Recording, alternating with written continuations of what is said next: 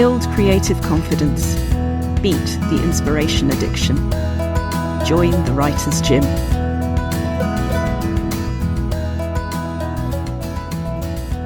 Antagonists. What is the most annoying thing that the most annoying person in your life has done? And how much energy have you put into dealing with it, dismissing your feelings about it, making it not a problem? And how much more fun could you have when you say, that's gone into storage for writing me? Antagonist number 2. When have you felt most misrepresented by someone? When have you felt completely like they've got the wrong idea about you? There are 2 antagonists in there that you can write. One is the person who did it. The other is the character that exists in their mind for whatever reason. So those are 3 plans, foundation levels for a really writable antagonist. And here's number 4. What is the version of yourself that you were sitting on when you were polite to that person, or when you didn't respond to that red rag to this particular bull? One of the ways that writing is enormously therapeutic is that every character gets to exist. It's not about deciding which version is the right one to write. It's about freeing yourself to explore a whole different number of antagonists.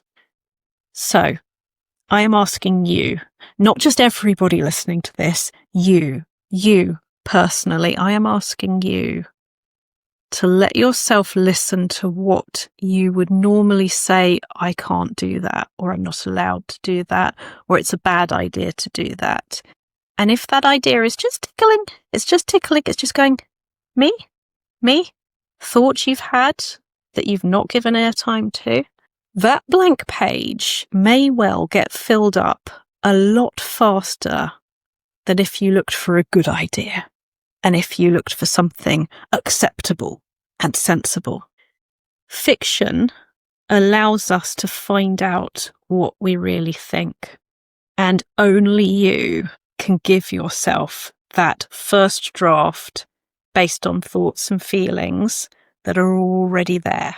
Writing prompts are brilliant, but they're signposts for the material that is already unique. It is already in you.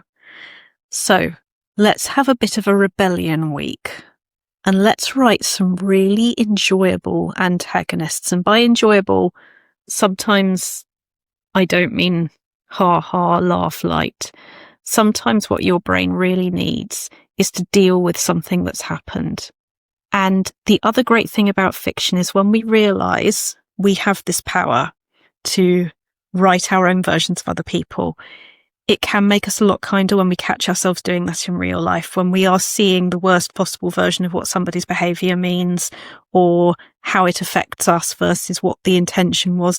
Sometimes we can also make real life a little bit better by understanding ourselves better. So you are not being selfish, you are not being destructive, you are not being nasty when you let the nastiness out.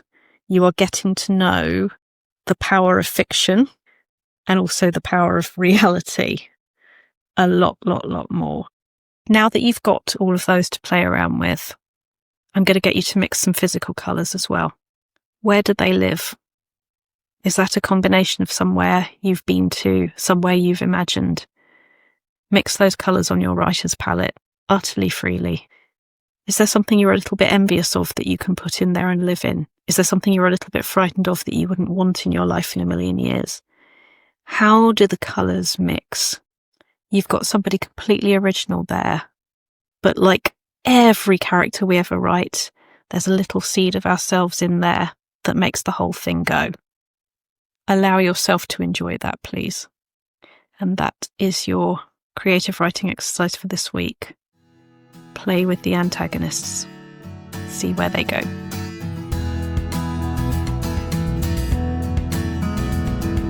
You've visited the Writer's Gym with author and coach Dr Rachel Knightley.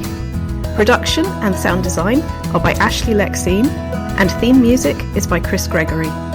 To join a Writer's Gym workout online or in London, as a guest or as a member, Visit writersgym.com or email thewritersgym@rachelknightley.com.